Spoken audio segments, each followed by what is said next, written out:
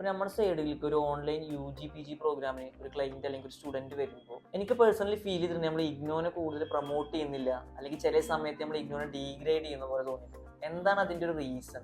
Exactly. അതായത് ഒരു private corporate exposure തീരെ വേണ്ടാത്ത അറ്റ് ദ പ്രസന്റ് ഒരു ഫീൽഡാണ് ഗവൺമെന്റ് എന്ന് പറയുന്നത്. അവിടെ ആ ഒരു എക്സ്പോഷറോ അല്ലെങ്കിൽ അത് എക്സ്പ്ലോർ ചെയ്യേണ്ട ഒരു ആവശ്യം വരുന്നില്ല. അവിടെ ഇഗ്നോ ആവാം, അലിഗർ മുസ്ലിം യൂണിവേഴ്സിറ്റി ആവാം, ആന്ധ്ര യൂണിവേഴ്സിറ്റി ആവാം, അങ്ങനെ ഗവൺമെന്റ് ടൈപ്പിലുള്ള ഫീസ് റേഞ്ച് കുറഞ്ഞ യൂണിവേഴ്സിറ്റീസ് ആയിരിക്കും മോസ്റ്റ്ലി ഗവൺമെന്റ് തലങ്ങളിൽ. UPSC ആവട്ടെ, PSC എക്സാമിനേഷൻ ആവട്ടെ, അല്ലെങ്കിൽ അതർ സ്റ്റേറ്റ് ഗവൺമെന്റ് എക്സാമിനേഷൻ ആവട്ടെ, അവർക്കൊക്കെ ഇങ്ങനെയുള്ള യൂണിവേഴ്സിറ്റീസ് ആയിരിക്കും മോസ്റ്റ്ലി സജസ്റ്റ് ചെയ്യുക. കാരണം അവർക്ക് അതാണ് ആക്ച്വലി ഓക്കെ ആയിട്ട് വരുന്നുള്ളത്.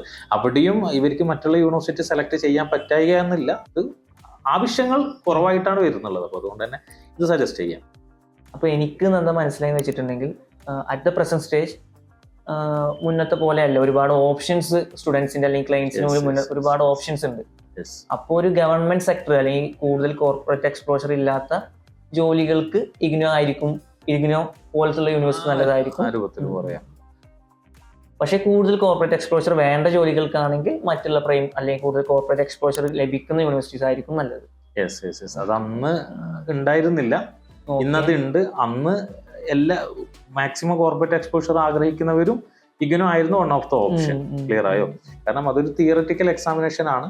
ഓൺലൈൻ എക്സാമിനേഷൻ എന്നുള്ളത് നമുക്ക് എനിവർ ദ വേൾഡ് ഇപ്പൊ നമുക്ക് റൈറ്റിംഗ് ഓൺലൈൻ തന്നെയാണ്. സോ മുമ്പാണെങ്കിൽ അത് ഉണ്ടായിരുന്നില്ല.